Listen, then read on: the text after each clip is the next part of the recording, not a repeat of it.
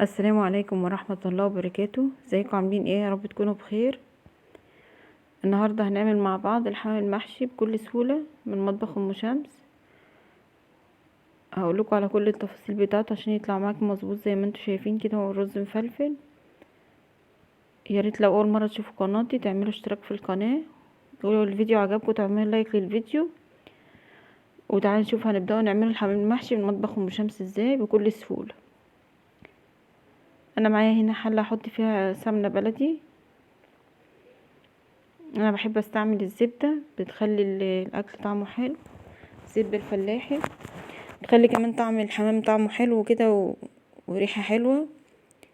هحط بس كمية كده حلوة عشان ايه الرز يبقى مفلفل معانا وريحته حلوة وطعمه حلو. طبعا الزبدة الفلاحي او السمنة الفلاحي بيدوا طعم الاكل حلو. هنحطها بس نسيب الزبدة تسيح كده خالص.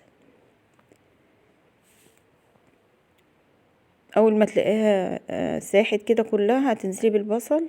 دول بصلتين كبار او 3 متوسطين ناعمين خالص.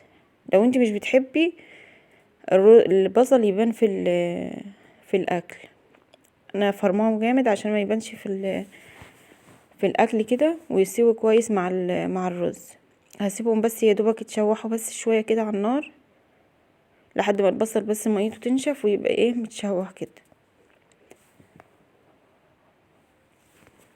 هدينا بس لون خفيف كده وبعد كده نكمله. يا ريت لو اول مره تشوفوا القناه تشتركوا في القناه، ولو طريقه الحمام بتاعتي عجبتكم تجربوها وتقولوا لي ايه رايكم.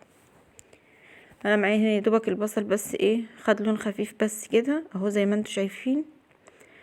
هنزل بقى بالكبد والقوانص بتاعه الحمام وهشوح كله مع بعضه. اول ما الاقيهم اتشوحوا كده انزل بالبهارات، معلقه فلفل اسود، بقدونس مجفف، معلقه ملح، شطه اختياري، نعناع مجفف، وورقتين غار، وهنحطه ذره جوز الطيب. بس هشوح بس كده كله مع بعضه.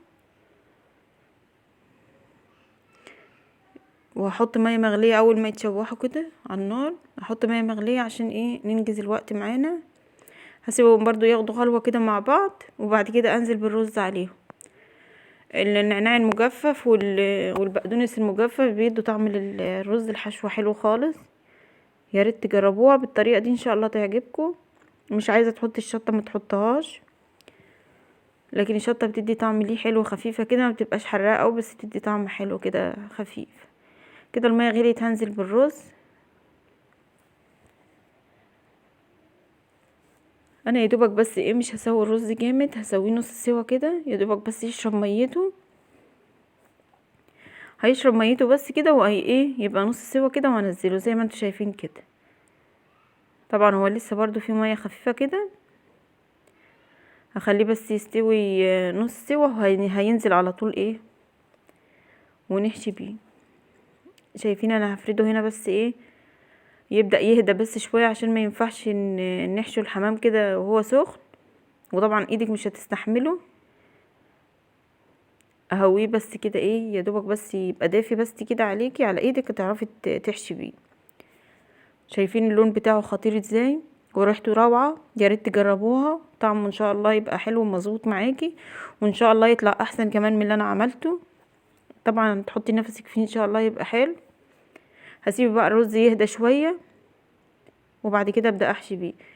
انا عندي هنا الحمام مغسول ومتنضف. هقولك بقى واحده واحده على تكات كده ايه تظبط معاكي وما يبقاش فيه ريحه زفاره. هتنشفي الميه كلها اللي نازله منه.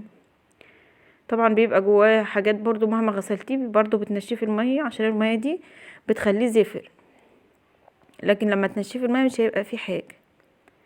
وهتمسكي بس الجناح بتاعه ده وهتتنيه ورا،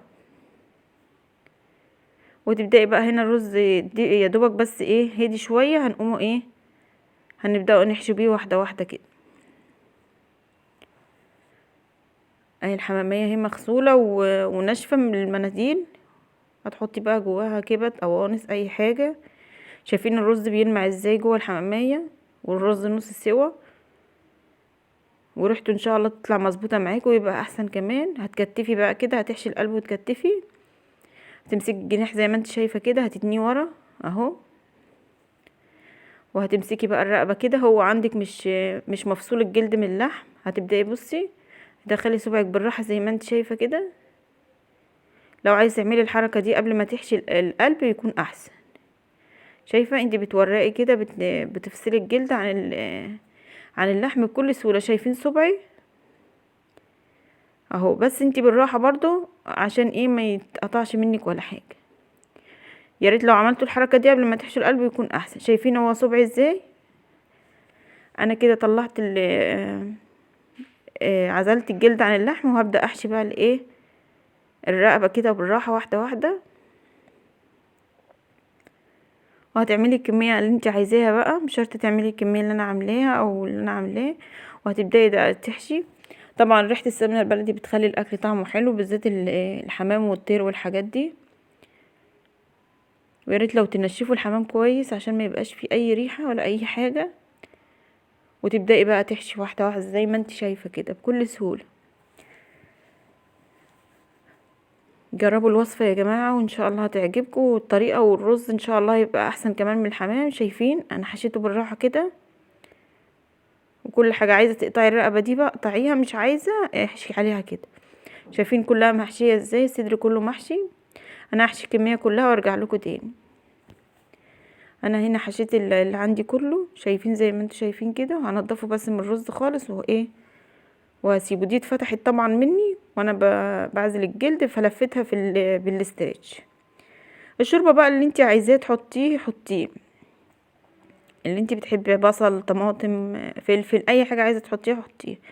هحط الحمام على بطنه، مش هحطه على ظهره عشان ما يتفتحش مني. وحاول يبقى كميه الميه مغطيه الحمام. انا رصيت الحمام كده كله على بطنه. وطبعا اللي اتفتحت مني لفتها بالستريتش وحطيتها برضو على بطنها. وهسيبه بقى يستوي حوالي نص ساعة. برضو تتابعيه عشان ما يتهراش منك. لو خد سوا كتير هيتهرى منك. وهحمره بقى بزيت وهيطلع او زبدة، وهطلعه زي ما انتوا شايفين كده بكل سهولة. واللون تحفة وجميل. والرز طبعا مفلفل وحلو ازاي. شايفين هو كان سخن بس خالص، كنتش عارفة امسكه. جربوا الوصفة وان شاء الله تعجبكم. المطبخ ام شمس عملنا الحمام المحشي بكل سهولة. ما تنسوش تعملوا لايك بقى واشتراك في القناة. وان شاء الله يعجبكم الوصفات وتجربوها وتقولوا لي ايه رأيكم فيها.